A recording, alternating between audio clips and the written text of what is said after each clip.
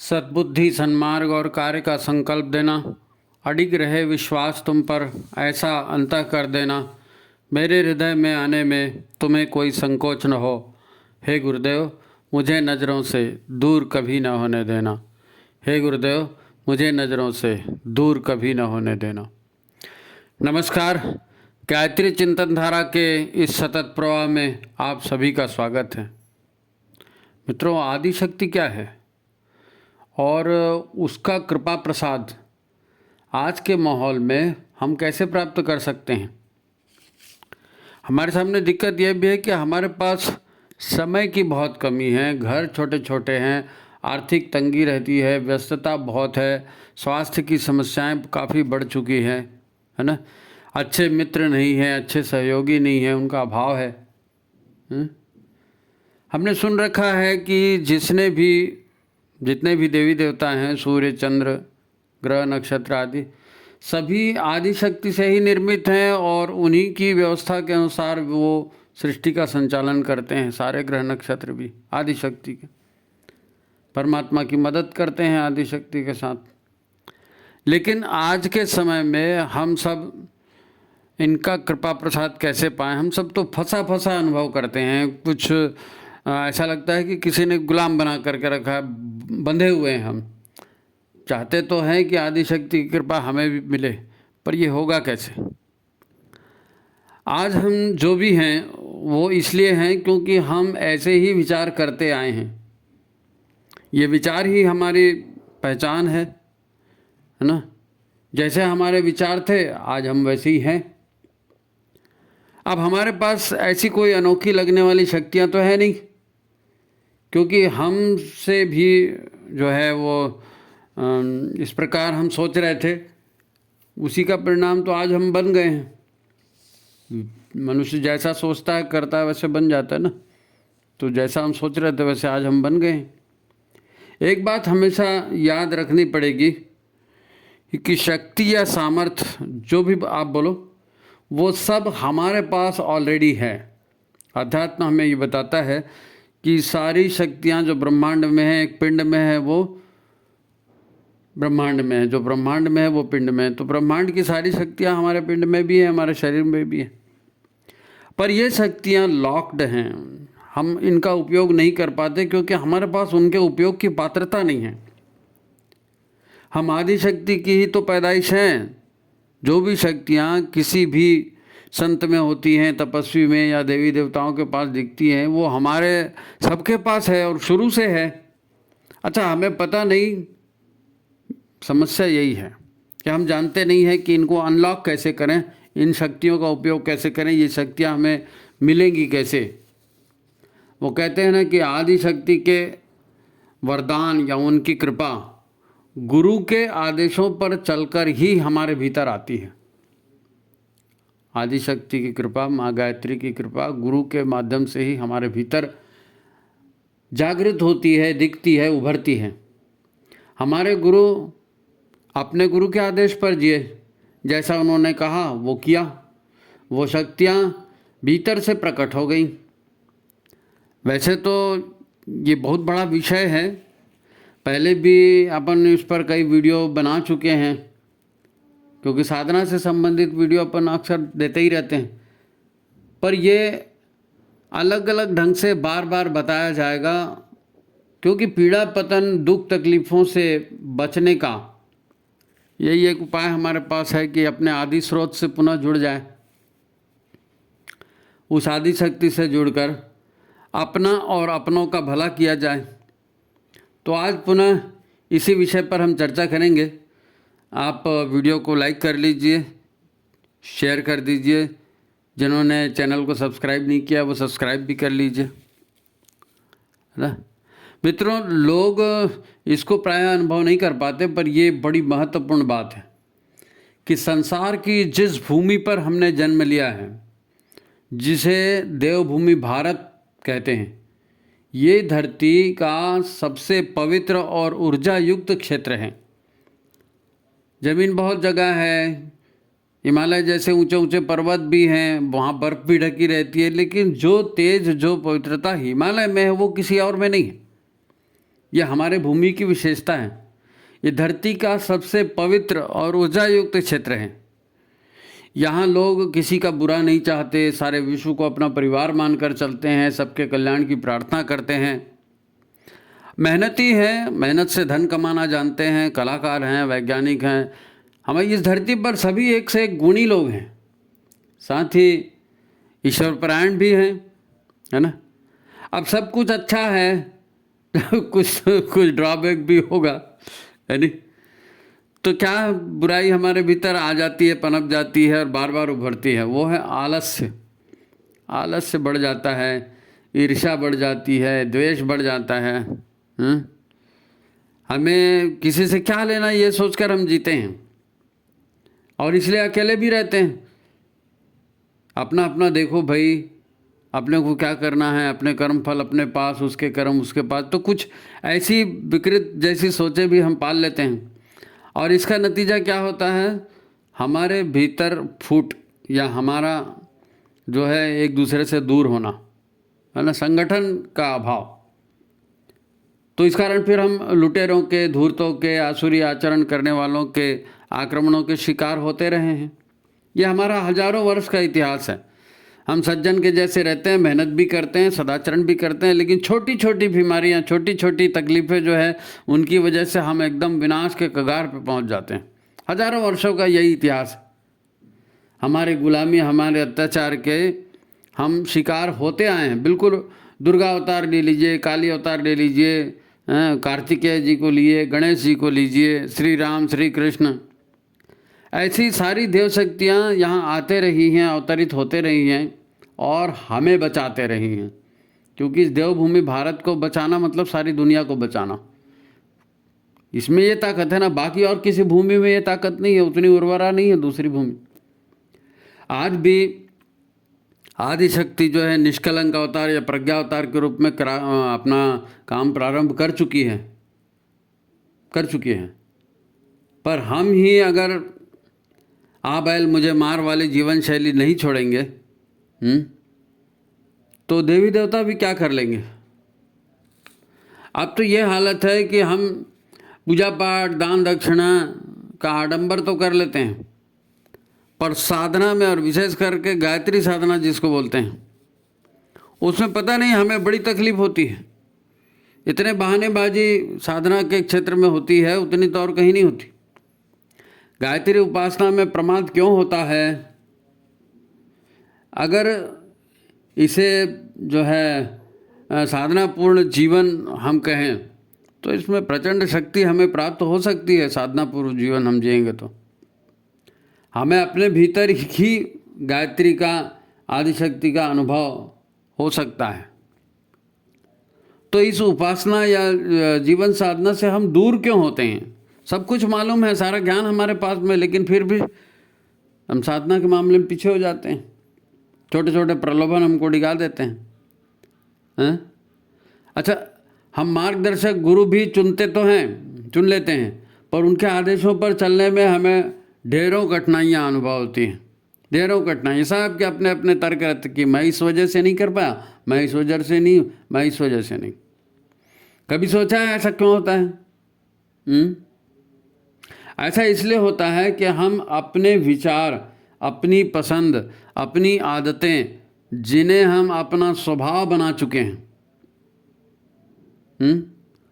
वो हमारे भीतर इतनी गहरी जड़ें जमाए बैठे हैं कि न गुरु की या ज्ञान की बात का हम स्वागत कर पाते हैं और न ही उस पर आचरण कर पाते हैं। हम जहाँ गुरु की बात आती है, गुरु के विचारों की बात आती है, तो जैसे मेहमान होता है ना, मेहमान आता है तो हम उसको सोफे में बिठाते हैं, उसको चाय पानी पिलाते हैं, उसका कुशल क्षेम पूछते हैं और फिर मेहमान की तरह विदा भी कर देते हैं। और मेहमान के साथ, मेहमान को कभी अंतःपुर में नहीं लेके जाते, अपने घर के अंदर लेके नहीं जाते। ऐसे ही गुरु के विचारों के साथ होता है। हम साहित्य पढ़ेंगे, सत्संग में जाएंगे, बड़े अच्छे विचार हैं बोल के लाएंगे और उस पर चर्चा भी करेंगे, लेकिन अपने अंतःकरण में या अपने व्यवहार में उसको बता नहीं, वहाँ नहीं आएंगे। वहाँ तो मैं और मेरा स्वभाव, मेरी आदतें और मेरी परेशानियाँ, बस वही सब हम लेकर के रोना शुरू कर देते हैं। जैसे मेहमान घर का सदस्य नहीं बना पाता, वैसे ही हम गुरु के विचारों पर, उनके ज्ञान की बातों पर कभी अपनापन नहीं दिखा पाते। वो विचार हमारे अंतःपुर में जा ही नहीं पाते, वो विचार हमारे अपने नहीं बन पाते। हम यही कहते हैं कि गुरुदेव जो है ये बहुत अच्छी बातें कहते हैं और गुरुदेव के विचार तो अनमोल हैं और ऊर्जादायक हैं, और लेकिन फिर वही हमारी परिस्थिति देखो, हमारा घर देखो, हमारे घर के लोगों को देखो ना, ऐसे माहौल में कोई क्या कर सकता है। ये हमारी शिकायत होती है कि ऐसे माहौल में हम साधना कैसे करें, हमारी तकदीर ही ठीक नहीं है, और गुरुदेव भी कुछ करें तो होगा, और हर चीज़ गुरुदेव पर छोड़ देते हैं, हर चीज़ गुरुदेव पर छोड़ देते। अरे भाई तुम्हारे घर में तुमको अपनी व्यवस्था बनानी चाहिए ना, नहीं वो भी गुरुदेव बनाएंगे हैं, उनकी कृपा होगी तभी कुछ होगा। तो फिर जीवन में कोई उत्साह नहीं होगा, दूसरे के भरोसे बैठे रहेंगे तो उत्साह कहाँ से आएगा, कोई जोश नहीं आएगा, कोई प्रसन्नता नहीं होगी। बस एक ही बात, काश हमारी परिस्थिति अच्छी होती तो हम भी कोई साधना वाधना करते, हमारे पास तो समय ही नहीं है। यह है, बुरा मत माना, लेकिन यही सच है। और ये सच जो है ना, एक जैसे पागल होता है ना, तो पागल कभी अपने आप को पागल नहीं मानता है नहीं, और एक शराबी जो है वो अपने आप को ज़्यादा चतुर, ज़्यादा होशियार, ज़्यादा शक्तिशाली समझता है। गुरु मिल जाते हैं, ज्ञान मिल जाता है, पर हम करते वही हैं जो हमने अपने भीतर संजो करके रखा है। जिंदगी भर वही वही वही वही वही सोचेंगे, वही करेंगे, वही सोचेंगे, वही करेंगे, कोल्हू के बैल की तरह वही के वही। हमारी परिस्थितियां बदलती ही नहीं है। अब गुरुदेव ने कहा भाई अपनी मनस्थिति बदलो तो आपकी परिस्थिति बदलेगी, सारा युग बदलेगा। मन बदलता है, मन नहीं बदलता। देखो आदिशक्ति की कृपा गुरु के माध्यम से ही मिलती है। सुख, सौभाग्य और प्रसन्नता की राह गुरु के चरणों से ही निकलती है। तो इसको समझना जरूरी है। आदिशक्ति की कृपा हमारे पास कैसे पहुंचेगी, समझना जरूरी है, गुरु के ही माध्यम से आएगी। आज का आदमी जो है ना, ओवर थिंकिंग करता है, बहुत ज़्यादा सोचता है, बहुत ज़्यादा खाता भी है, और इसके परिणाम उसके जीवन में दिख रहे हैं, है ना। अब बहुत ज़्यादा खाएंगे और इधर उधर की बातें सोचते रहेंगे, 1000 बात दिमाग में भरी रहेगी, तो थक जाता है आदमी, शरीर से भी थक जाता है, दिमाग से भी थक जाता है। फिर मौज मस्ती चाहिए उसको। तो मौज मस्ती में करेगा क्या? खाओ, चाट खाओ, पकौड़ी खाओ, मन बहलाओ, हैं, फिर पियो, पीते भी हैं लोग, मनोरंजन के उपाय करते हैं, पैसा और समय सब बर्बाद करते हैं। उसको कोसेंगे, उसको कोसेंगे, इसकी वजह से ऐसा हो गया, उसकी वजह से ऐसा हो गया, उसने बिगाड़ दिया, उसको तो मैं देख लूँगा, उसको तो मैं देख लूँगी। ये हर व्यक्ति की कहानी, घर घर की कहानी, इसी में तो फंसे। और जो एक बार सोचने लगा ना ऐसा ही कि उसकी वजह से और उसकी वजह से, तो फिर गई भैंस पानी में। हाँ, अब वो उस चक्कर से नहीं निकलेगी अपने आप। अब क्या है, हम परिवार में, समाज में रहते हैं, उठते बैठते हैं, तो वहाँ की जितनी कहानियाँ हैं ये सब हमारे दिमाग में भरते जाती हैं। उसने ऐसा कर दिया, उसके साथ ऐसा हो गया, उस पिक्चर में ये दिखाया था उसने, तो समाज में जो भी होता है हमारे दिमाग में भरते जाता है। फिर उनको अपने सपनों से हम जोड़ देते हैं कि उसने ऐसा किया था ना, हम भी ऐसा करेंगे, वो कितना अच्छा था, हम भी ऐसा। अरे फिर वो वही लोगों को सलाह देते हैं, उन्हीं की कथनी पर हम जो है जुगाली करते रहते हैं। हाँ उसने कहा था अपन ऐसा करेंगे, हो गया, वही चक्री चलते रहती है। जो समाज ने कहा और जो लोग कर रहे हैं उसी की देखा सीखी। हमारे बाहर जो हैं वो परिस्थितियाँ हैं। अब मेरे घर में जगह नहीं है जी, मेरे घर में ऐसा हो गया है जी, ये परिस्थितियाँ हमने अपने कर्मों से बनाई हैं। कोई परिस्थितियाँ ऐसे ही थोड़ी मिली, जन्म जन्मांतर की लाइफ है ना, तो ऐसी परिस्थितियाँ फोकट में मिल गई क्या? सबकी अलग अलग है ना, तो सबको अलग अलग क्यों मिला? अपने कर्मों से सबने बनाई हैं परिस्थितियाँ।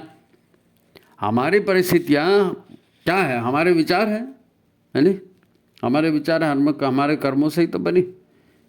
तो ये ऐसे नहीं हटने वाली। आप सोचेंगे हमारे पोजीशन ऐसे नहीं, ऐसी हो जाए तब हम करेंगे, तो ना, आपको, आप जिस पोजीशन में हैं, आप जिस परिस्थिति में हैं, उसी परिस्थिति में आपको साधना करनी है, उसी परिस्थिति में आपको गुरु का अनुसरण करना है। सब कुछ अनुकूल हो जाएगा फिर हम करेंगे, ये सोचना गलत। हैं। अपनी एक श्रोता बहन है, अमेरिका में रहती हैं, और उनसे व्हाट्सएप और चैटिंग वगैरह अक्सर होती है।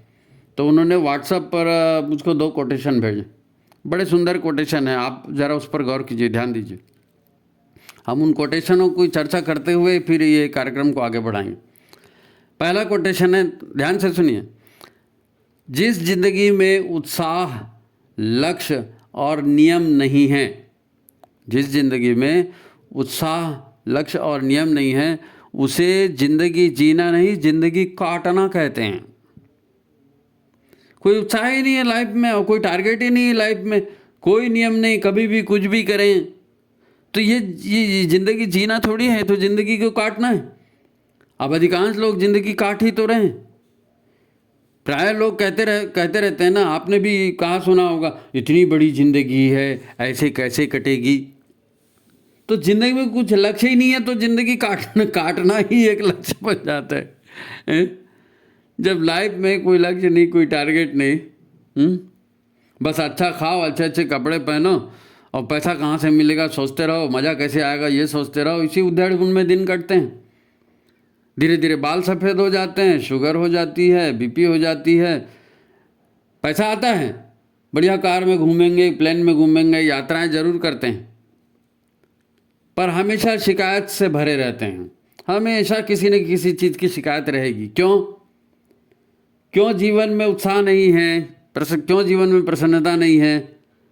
जो इतनी बड़ी प्रॉपर्टी बनाता है, जितना बड़ा बैंक बैलेंस बनाता है, जितने ऊंचे पद पर पहुंच जाता है, वो उतना ही तनाव में है, उतना ही तनाव, टेंशन बढ़ जाता है, क्योंकि उस पोजीशन में रहना है आपको। तो आप ऊंचा चढ़ गए मतलब तनावग्रस्त हो गए, और तनावग्रस्त होंगे, शरीर में शक्ति की कमी होगी, बीमार रहेंगे। जो महिला अपने आप को सुंदर दिखाने की जो है लगातार प्रयत्न करते रहती हैं, हमेशा अपना स्टेटस ऊंचा दिखाने की कोशिश करते हैं, हमारे पास तो ये है, हम तो बड़े हैं, वो भीतर से हमेशा उतनी ही बेचैन रहती है कि उसको लगते रहता है कि किसी ने मेरी कमजोरी तो नहीं देख ली, किसी ने मेरे को ऐसा तो नहीं देख लिया। वो हमेशा चिंता में रहेगी, बेचैन रहेगी। अरे रोज रोज स्टाइल बदलते रहता है, कितने फैशन बदलोगे, कितने कपड़े बदलोगे, वो भी तो एक टेंशन होता है ना। अब सभी अच्छे कपड़े पहनेंगे, अच्छे मेकअप पे रहेंगे, तो अब 4 सहेलियां हैं, चारों एक जैसी रही, अब उसमें खुद को बड़ा दिखाना है तो क्या करेंगे, तो उसकी निंदा करेंगे, उसकी चुगली करेंगे, वो तो ऐसी है, वो तो ऐसी, यही सब होते रहता है, एक दूसरे की खिल्ली उड़ाना, एक दूसरे की इंसल्ट करना। जिंदगी में कोई टारगेट नहीं है तो क्या होगा, यही होगा। अब क्या करें, आपको सारी हकीकत मालूम है, आप भी समाज में ही रहते हो। किसी के जीवन का ऐसा लक्ष्य है ही नहीं कि चलो आत्मशक्ति का विकास करें, कुछ आत्मज्ञान प्राप्त करें, कुछ आध्यात्मिक क्षेत्र में प्रयोग करें, अपने कर्तव्य पूरे करें, अपने लोगों की मदद करें। हैं? अरे वो गुरुदेव कहते हैं ना, मिल बांट कर रोटी सब्जी खाएं तो चलेगा। मिल बांट कर रोटी से, वाकई मिल बांट कर रोटी सब्जी खाएं तो भी आनंद आता है, पर अकेले अकेले जो है ना, आप मिठाइयाँ लाओ, खूब बिरयानी ठूसो, खूब कचौड़ियाँ ठूस लो, तो कुछ क्या परेशानियाँ बढ़ेंगी, आनंद थोड़ी आएगा उसमें। अकेले अकेले में आनंद नहीं आता, मिलजुल के ही आनंद आता है। तो लाइफ में कोई सेवा का लक्ष्य रखो, कुछ की जरा 4 लोगों के बीच में जाओ, उनकी भी मदद करो, थोड़ी सी मेहनत करो उसके साथ, जरा मैदान में उतरो, थोड़ा पसीना बहाओ ना। पसीना जब आएगा, मेहनत जब करेंगे ना, तो एक पेड़ की छाया और 1 गिलास पानी, इतना ही आपको मिल जाए तो आनंद आ जाएगा आपको, इतना ही में आनंद आ जाएगा। बरसों याद रखेंगे कि हमने उस समय ऐसा ऐसा किया था, वो ऐसा किया था। अब लोगों के जीवन में ये किस्से हैं, लोग अपनी कथाएं ऐसे ही तो सुनाते हैं, पूरा जीवन थोड़ी किसी को याद रहता है, बस ऐसे ही पल याद होते हैं जो कीमती होते हैं।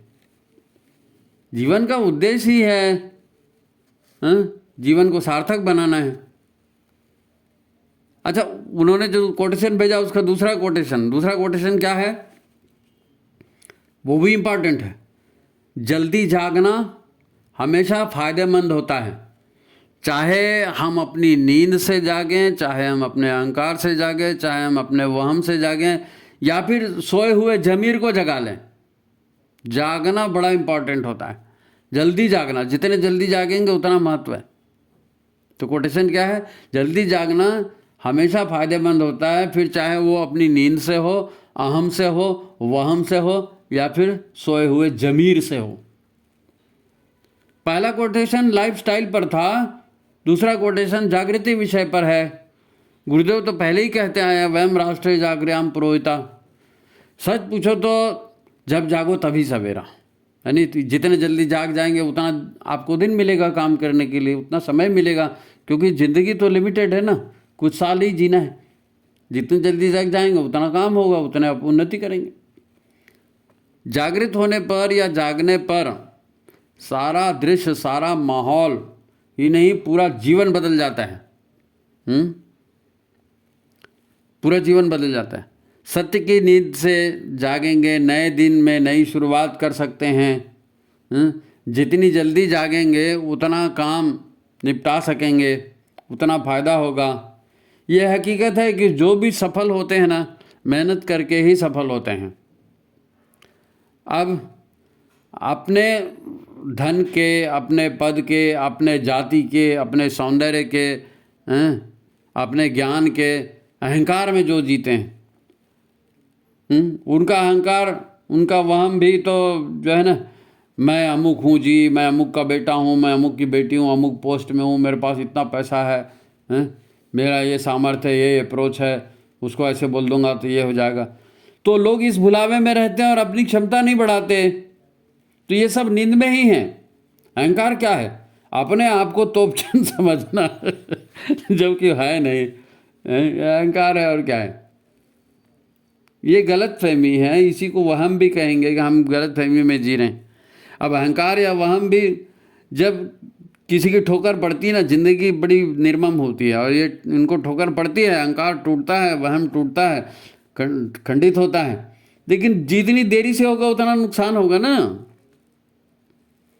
और ये फिर जैसे स्वप्न भंग हो जाता है ना, ऐसे अहंकार टूटता है, तब पता चला ओहो मेरे को पहले नहीं मालूम था जी, पता नहीं मेरे को क्या हो गया था। तो ये नींद टूटने जैसा होता है। भैया सफलता कोई हवा हवाई नहीं, परिश्रम का परिणाम है। तो अहंकार वहम है, हृदय में श्रेष्ठ भाव का उदय होना था। मानवता या जमीर का जागना था, मानवता का भाव जगना था। ये सब नींद से जागने और नशा भंग होने जैसी हालत है। वहम में या अहंकार में पड़ा व्यक्ति श्रम नहीं करता, तंद्रा में या नींद में जीता है, उससे कुछ होने वाला नहीं है। जब व्यक्ति जागता है तो मनस्थिति बदलेगी, फिर मनस्थिति बदलेगी तो काम बदलेगा। फिर जो श्रम करके परिस्थितियां बदल सकता है व्यक्ति।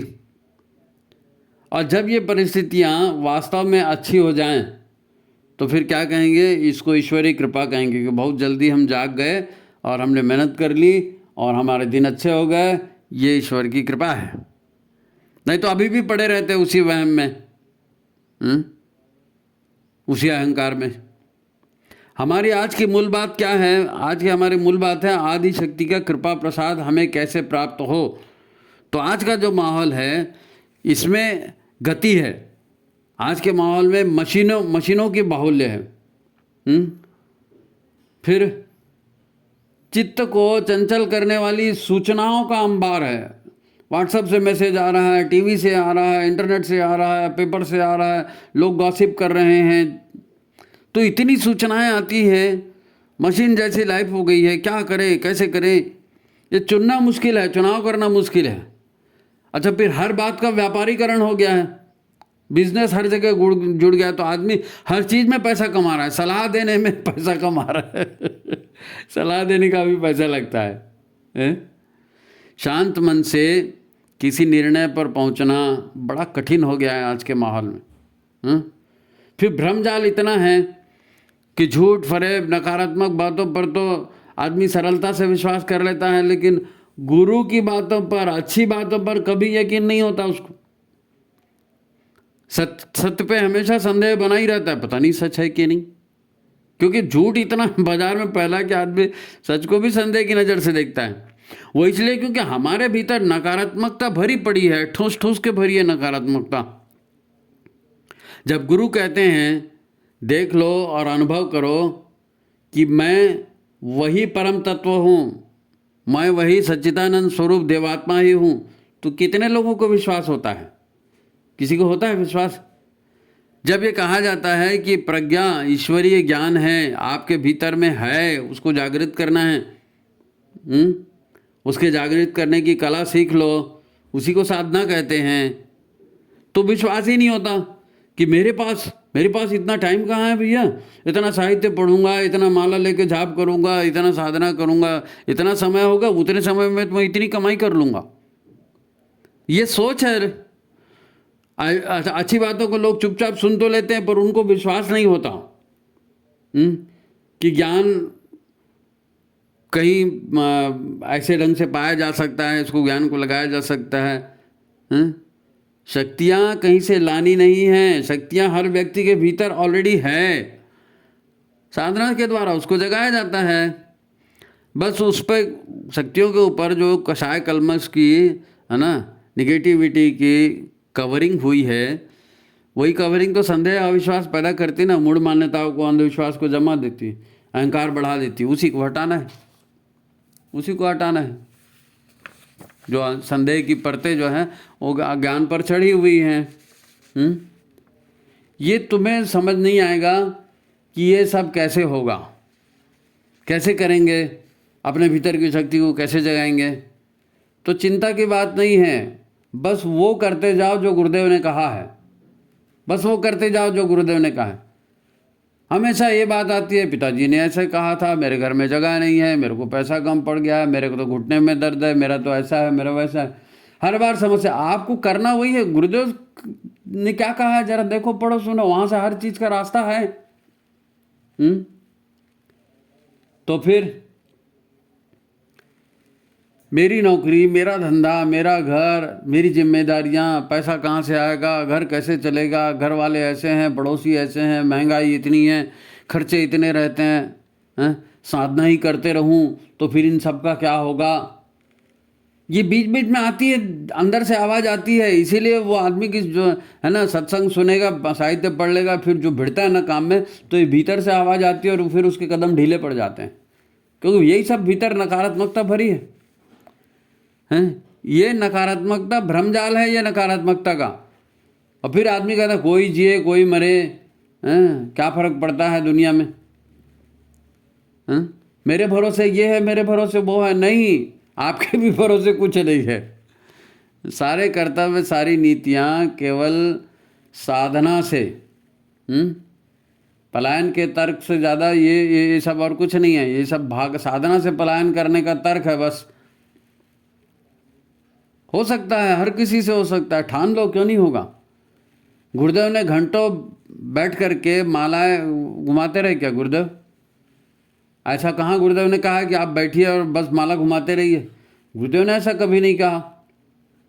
उनके, है ना, गुरुदेव के जो कोटेशन है, सद्वाक्य जिसको कहते हैं, सद्वाक्य, एक एक सद्वाक्य पढ़ लो, पूरा चिंतन उनका समझ में आ जाता है।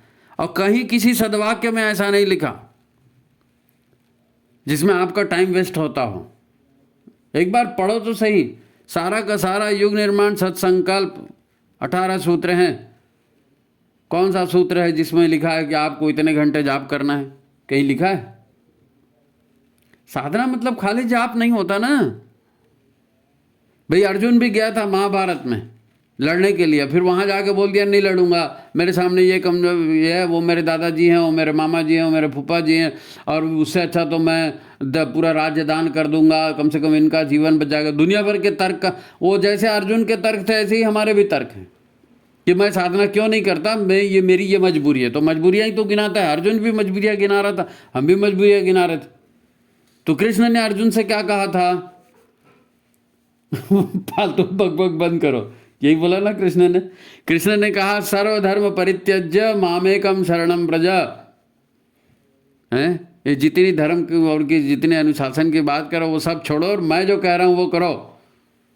सब छोड़ो, मैं कहता हूँ वो करो। मैं तुम्हारे सारे पापों से तुमको मुक्त कर दूंगा। तुम मेरी बात तो मानो। वो कृष्ण थे। आज हम कहते हैं कृष्णम वंदे जगत गुरु, लेकिन वास्तव में वो कृष्ण थे। और अर्जुन के तो गुरु बनकर, सखा बनकर, दोनों बनकर आए थे। हमारे गुरु हमारे माता पिता बनकर आए हैं। हमारे गुरु ने भी तो यही कहा कि तुम हमारे अंग अवयव हो, तुम हमारा काम करो तो सही, हम तुम्हारे सारे काम कर देंगे। अब जो कृष्ण ने कहा और जो गुरुदेव ने कहा, क्या फर्क है कि तुम हमारा काम करो तो सही, हम तुम्हारे सारे काम कर देंगे। कृष्ण ने भी अर्जुन को यही बोला था ना, सर्वधर्म परित्यज्य मामेकम शरणं व्रज, फिर मैं तुम्हारे सारे पापों को भी धो दूंगा, सब कर दूंगा, तुम पहले मेरा तो काम करो। आदि शक्ति स्वतः कुछ नहीं देने वाली, ठीक है। आदि शक्ति न दिखेगी न कुछ देगी। जो भी आदि शक्ति मिलेगी वो गुरु के माध्यम से ही उसका आपको मिलेगा। वो लॉक्ड है, गुरु के कहने से चलोगे, जो अच्छा करेगा उसी को तो मिलेगा भाई, गुरु के माध्यम से मिलेगा। सारा ज्ञान सारी शक्तियाँ हमारे पास है, पर उनको जगाने के लिए गुरु की ज़रूरत है, गुरु की शक्ति चाहिए। एक बात अच्छे से जान लो, गायत्री भी आपको डायरेक्ट कुछ नहीं देगी, वहाँ तो ताला लगा हुआ है ना। गायत्री महामंत्र कीलित है, वो मन को, अंतःकरण को शुद्ध करने वाला तंत्र है। गायत्री मंत्र जो है क्या है, अंतःकरण को शुद्ध करने वाली शक्ति है। एक प्रार्थना है परमात्मा की, कि हमारे भीतर आपकी शक्ति प्रस्फुटित हो जाए। पर फिर वो शक्ति भी कैसे आएगी, उसके लिए हंस बनना पड़ेगा। गायत्री माता हंस पे आती है। हंस मतलब कौन दूध है, कौन पानी है, कौन सच्चा है, कौन झूठा है, इसको जानने का सामर्थ्य आपके पास होना ना, तब तो आदिशक्ति का अवतरण होगा। ये समझ खुद में विकसित करनी पड़ती है। बार बार लोग कहते हैं, है ना, आर्थिक तंगी है, मेरा पति जो है शराब पीता है, मेरे बच्चे कहना नहीं मानते, बहू से झगड़ा होता है, पड़ोसी से झगड़ा होता है, सास ससुर परेशान करते हैं, बहू परेशान करती है। इन सब दलदल में तो हम भी जी रहे हैं। ये दलदल ही तो है, कीचड़ ही तो है। आप एक का भला करोगे, एक की बुराई लोगे, एक का भला करोगे, ये क्या है। कीचड़ में जब आदमी फंसता है ना, एक पैर से निकलने की कोशिश करता है तो दूसरे से धंसता है, उससे निकलता है तो उससे धंसता है। लेकिन इसी कीचड़ में कमल खिलता है। हमारा ये माहौल बदलने वाला नहीं है, ये लोग ऐसे ही रहेंगे, ये परिस्थितियाँ ऐसे ही रहेंगी। कीचड़ है ना ये, तो इस कीचड़ में कमल बन के खिलो।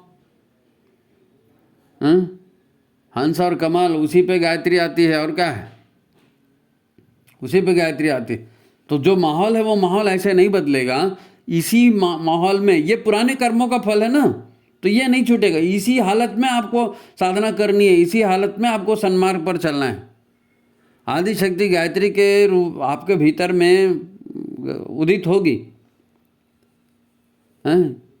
इसी के लिए तो यही कैसे उदित होगी वो करना है, उसी को तपस्या कहते हैं। और क्या, गुरुदेव ने कहा वो करते जाइए, वो तपस्या है।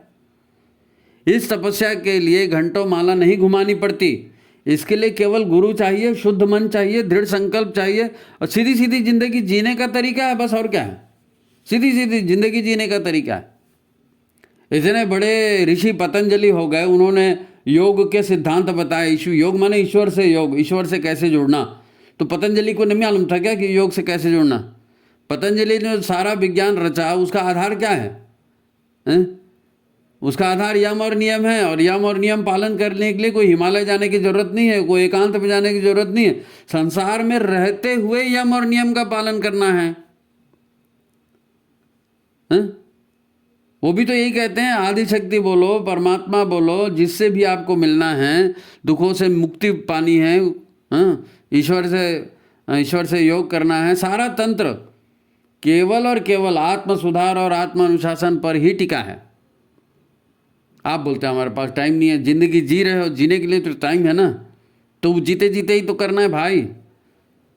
गुरुदेव ने वही कहा है, वो जिसकी पहली पायदान है यम और नियम का पालन करना। यम और नियम का पालन करना साधना का मूल आधार है, यम और नियम का पालन। ये सब घर गृहस्थी में रहकर ही होने वाला है। कबीर ने किया है, रैदास ने किया है, रविदास ने किया है, मीरा ने किया है, रामकृष्ण परमहंस ने किया है, भक्त पुंडरीक, वो तो खाली माता पिता की सेवा के नाम से प्रसिद्ध हुए। इतनी तप, इतनी ऊर्जा, इतना आत्मशोधन उन्होंने उसी में कर लिया, माँ बाप की सेवा करते करते। पंढरपुर में रहते थे ना वो, पुंडरीक नाम था, पुंडरीक भक्त। तो उनको मिलने के लिए जो है विष्णु भगवान और लक्ष्मी भाई साक्षात विठोबा और रुक्माई बन करके आए। ये सत्य घटना है। आज भी वहाँ मेले लगते हैं और इतना बड़ा बड़ा वहाँ पर आयोजन होता है, वो इसी आधार पर होता है। भगवान स्वयं उनसे मिलने के लिए आए। अब फिर उन्होंने भी माँ बाप की सेवा फिर भी नहीं छोड़ी, एक ईंट आगे खसका दी कि ठीक है अच्छी बात है, आप आ गए, आप इस ईंट पर बैठो, विश्राम करो, मेरे पास चेयर तो नहीं है, ये ईंट दे रहा हूँ। और वो आज भी ईंट पर विश्राम कर रहे हैं भगवान वहाँ पे। शुद्धता, पवित्रता, करुणा, त्याग, सेवा, शक्ति, दया, केवल 10 सूत्र हैं यम और नियम के। आपके भीतर स्वयं ज्ञान की गंगा जगा देंगे, इन पर काम होगा तो। इन 10 सूत्रों पर काम करिए, ज्ञान की गंगा भीतर से अपने आप उगेगी। विट्ठल और रखमाई के रूप में साक्षात विष्णु और माता लक्ष्मी की तरह सारी शक्तियां आपके पास दौड़ी चली आएंगी। इसीलिए कबीर ने वो कहा ना, बार बार यही आता है कि कबीरा मन निर्मल भया ऐसे जैसे नीर, पीछे पीछे हरि फिरे कहत कबीर कबीर। तो अंतःकरण को निर्मल करने की साधना यही तो मेन है भाई। गुरुदेव ने इसी के लिए तो कहा ओम अपवित्र पवित्रो वा, वहीं से तो शुरू होता है, यम और नियम से ही तो शुरू होता है। गुरुदेव के जितने सदवाक्य हैं उसमें यही बातें कही गई हैं। जिंदगी जीते जीते करना है, उसके लिए अलग से टाइम, तो ये टाइम का बहाना तो बेकार है कि मेरे पास टाइम नहीं है ना। नकारात्मकता है उसको हटाओ, गुरु पर विश्वास करो, सब काम होगा। एक ही शर्त है आदिशक्ति के अनुदान पाने की, एक ही चाबी है, और वो है गुरु के कहे अनुसार जीना। गुरु के कहे अनुसार जीना। गुरु चाहे तो कुछ भी हो सकता है जी, गुरु की कृपा, गुरु के कहे अनुसार जिएंगे तो गुरु की कृपा आपको निहार कर देगी। संत ज्ञानेश्वर का उदाहरण मालूम है ना, भैंसे के मुंह से उन्होंने वेद बोलवाए थे, ये होती है गुरु की कृपा। तो गुरु के अनुसार चलना है, आदिशक्ति की नहीं, सभी देवी देवताओं की कृपा आपको मिलेगी। तो फिर अब करना केवल क्या है, करना केवल यही है, शांत मन से समझिए। जब कहते हैं कि गुरु ब्रह्मा गुरु विष्णु गुरुदेव महेश्वरा गुरु साक्षात पर ब्रह्म, तो गुरु की सुनने में क्या दिक्कत है? सुनो, कल्याण होगा। आज की बात समाप्त। सुनो, कल्याण होगा। आज की बात समाप्त। टाइम वाइम सब है, ऐसे जीते जीते करना है ना। तो निराश मत होइए, निराश मत होइए, संकल्प लीजिए।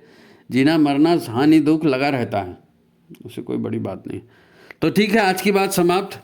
वीडियो को लाइक करिए, शेयर करिए, पहले कह चुके हैं, है ना। आपको जो भी कहना सुनना है व्हाट्सएप में कहा करो, व्हाट्सएप नंबर यहाँ दिया गया है, ठीक है। तो गुरुदेव माता जी आपका कल्याण करें। सभी को नमस्कार, प्रणाम।